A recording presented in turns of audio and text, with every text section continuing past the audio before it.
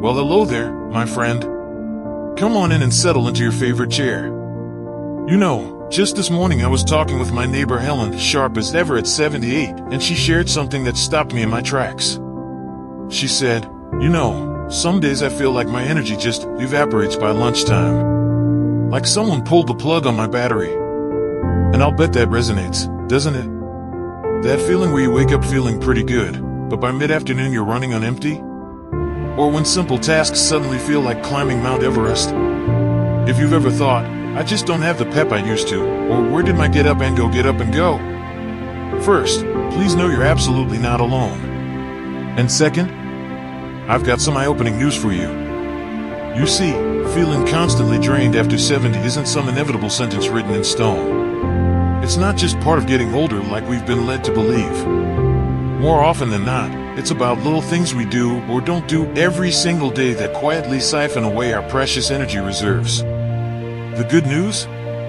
Once we spot these sneaky energy thieves, we can show them the door. That's exactly what we'll uncover together today. 6 common mistakes that might be draining your vitality without you even realizing it, and simple, practical ways to turn that around. Think of it like finding hidden leaks in your energy bucket and patching them up one by one. So let's start with something that might surprise you as our first energy zapper: skipping the sunshine. Now, I'm not talking about getting a tan or spending hours outdoors. But many of us tend to become what I call indoor hibernators as we get older, especially if getting around takes more effort. We might only leave the house for appointments, or spend whole days inside our comfortable nests. Here's what happens: our bodies absolutely thrive on natural daylight. It regulates our internal clock, that circadian rhythm that tells us when to be awake and alert versus when to wind down for sleep. Without enough morning light exposure, that rhythm gets fuzzy. You might find yourself feeling drowsy during the day yet wide awake at 2 a.m. Plus, sunlight is our best source of vitamin D, and low vitamin D levels are directly linked to fatigue. The fix? Simple. Try to get at least 15 to 20 minutes of morning sunlight within an hour of waking. Sit by a sunny window with your breakfast, have your coffee on the porch, or just stand at your open door and breathe the fresh air. If mobility is an issue, even sitting near a sun-drenched window makes a difference. My friend Stan started doing this while reading his morning paper, and he told me it's like his body finally remembers what awake feels like. Now, our second energy thief is a quiet but powerful one: the dehydration trap. As we get wiser in years, our sense of thirst often becomes less reliable. It's easy to go hours, sometimes most of the day, without drinking anything, especially if we're trying to avoid those extra trips to the bathroom. But here's what's happening inside. Water is essential for every single process in your body. It helps transport nutrients, flush out toxins, regulate body temperature, and even keep your joints lubricated. When you're even mildly dehydrated, which can happen long before you feel thirsty, your blood actually thickens slightly. Your heart has to work harder to pump it, which is exhausting. You might feel foggy-headed, get headaches, or notice your muscles tire more quickly. The solution isn't about guzzling gallons at once. Keep a cheerful glass or bottle of water where you spend most of your time, next to your reading chair, on the kitchen counter. Set a gentle reminder if needed, maybe every time your favorite radio program takes a break. Sip little and often throughout the day. And here's a tasty tip: if plain water doesn't appeal, add a slice of lemon, cucumber, or a few frozen berries. Herbal teas count too. The goal is consistent, gentle hydration. You'll be amazed how much more alert and less sluggish you feel when your cells are properly plumped up. These first 2 mistakes, missing out on morning light and letting hydration slide, are such common energy drainers. But the beautiful thing is they're also some of the easiest to fix. Just being aware of them is half the battle won already. Small changes here can make a real difference in how you feel day to day. Now, let's keep exploring together and uncover a few more of these hidden energy thieves that might be affecting you.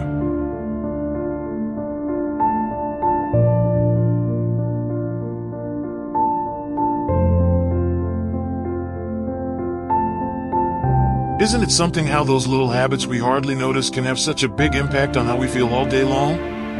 We talked about how catching those morning rays and keeping our water glass topped up are like giving our bodies a gentle wake-up call and keeping the engine running smoothly. Simple shifts, but oh, the difference they can make. Now, let's uncover a couple more of those sneaky energy thieves that often creep into our routines, especially when life gets a bit quieter or moving around feels like more effort than it used to. Our third common mistake is one that feels comfortable but quietly saps our stamina: sitting too much, the stillness trap. Now, please don't misunderstand me. Rest is vital, especially when our bodies need it. But it's incredibly easy, isn't it, to settle into our favorite chair for the morning news, and then find we're still there hours later? Maybe we get engrossed in a book, a crossword puzzle, or the gentle hum of the television. While that rest feels deserved, and it often is, staying completely still for long stretches actually works against our energy levels. Think of your body like a beautiful, intricate clock. If the gears don't move, they start to stiffen up.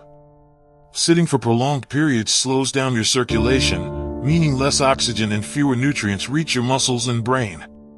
Your metabolism slows down too, making you feel sluggish. Muscles, especially in your legs and core, start to weaken if they aren't used regularly, making every movement feel harder and requiring more energy just to get up and go. The key isn't running laps, it's gentle, frequent motion.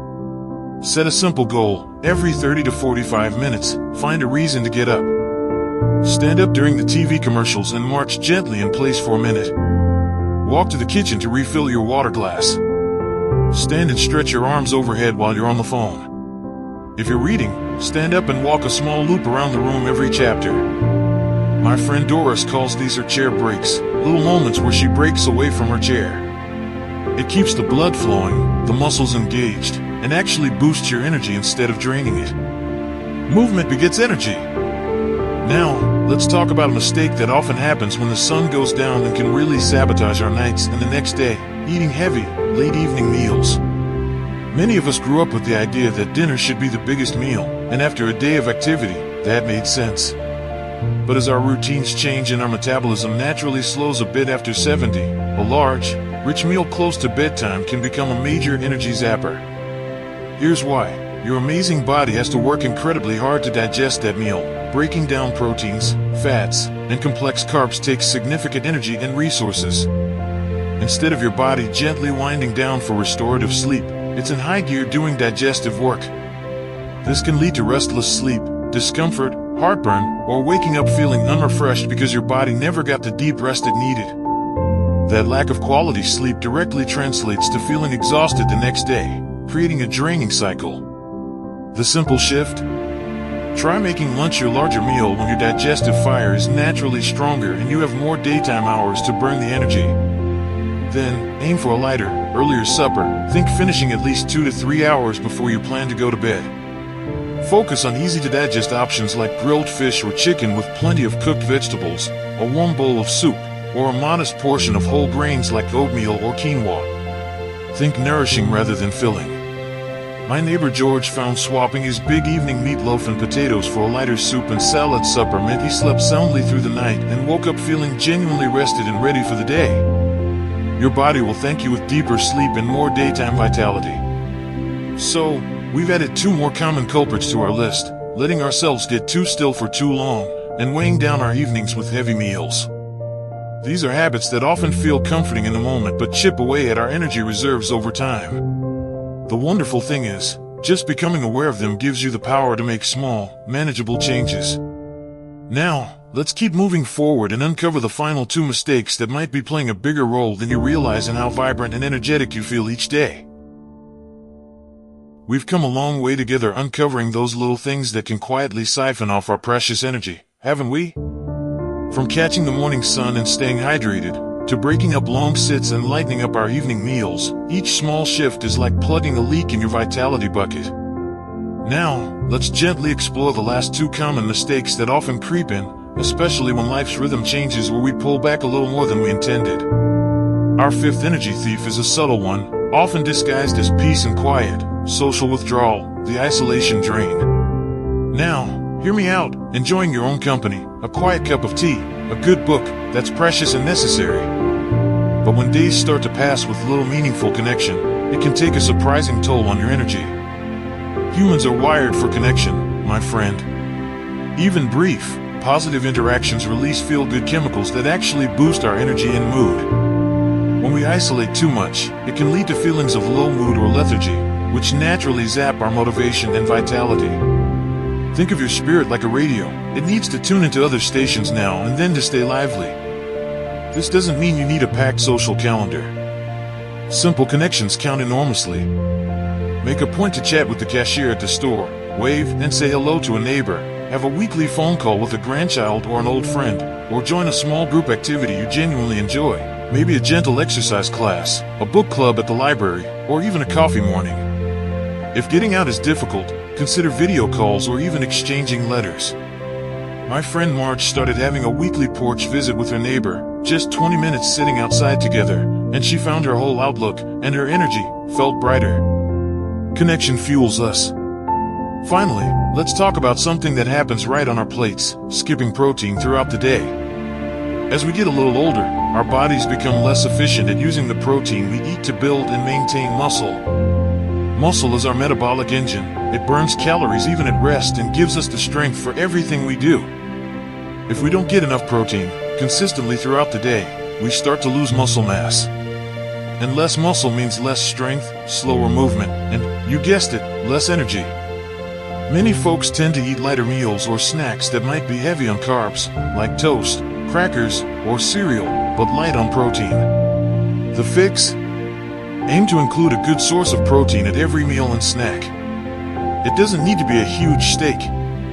Think an egg with breakfast, some cottage cheese or Greek yogurt with lunch, a handful of nuts or a slice of cheese for a snack, beans in your soup, or a palm-sized portion of chicken, fish, or tofu with dinner.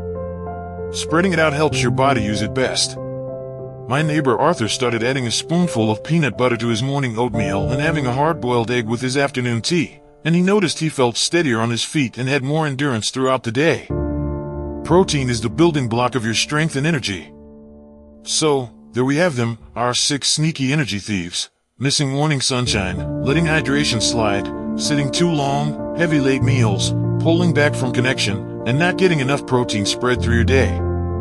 Just look at that list. None of them are huge, overwhelming things, are they? They're habits, little routines that slipped in. And the beautiful news is, because they're habits, we can gently reshape them. You don't need to tackle all 6 at once. Maybe pick just one that really resonates with you, one that feels manageable to start with this week. Try catching those morning rays, or keeping your water glass full, or adding a bit of protein to your breakfast. Notice how you feel. Small steps, taken consistently, create powerful shifts. Remember, my friend, feeling vibrant and having energy after 70 isn't about chasing youth. It's about honoring the wonderful life you've lived and giving your body the simple support it needs to thrive right now. You absolutely deserve to feel good, to have the energy to enjoy your days, your hobbies, your people. Be patient and kind with yourself as you make these changes. I'd love to hear what you think. Did one of these mistakes surprise you? Have you tried one of the fixes and noticed a difference? Please share your thoughts or experiences down in the comments below. Your story might be just the encouragement someone else needs. If you found this chat helpful, please give the video a thumbs up. It really helps others find it. And if you haven't already, consider subscribing to the channel for more simple, practical tips on living your very best life in these wonderful years. Here's to you feeling stronger, brighter, and full of the energy you deserve. Go gently, take care, and I'll see you next time. So, my friend, as we close our time together today, I want you to remember this. You hold far more power over your energy than you may realize. Those 6 little energy thieves? They're no match for your wisdom and willingness to gently adjust. Maybe it's stepping out onto the porch with your morning coffee to greet the sun, or keeping the cheerful water glass full and close by, or breaking up long sits with tiny bursts of motion, choosing lighter suppers so sleep comes easy, reaching out, even in small ways, to stay connected, and making sure every meal and snack has a little protein friend along for the ride. Small steps truly do lead to brighter days. You don't have to change everything overnight. Just pick one thing that speaks to you, the one that feels doable and kind, and start there. Notice how your body responds. Celebrate the little wins. Life after 70 isn't about slowing down into the shadows. It's about stepping gently into your light. You've got so much living still to do, people to love, stories to share, gardens to tend, sunrises to witness. Don't let fatigue dim your shine. Here's to you, strong, wise, and full of quiet vitality. Go gently, be kind to yourself, and I'll see you next time. Take good care.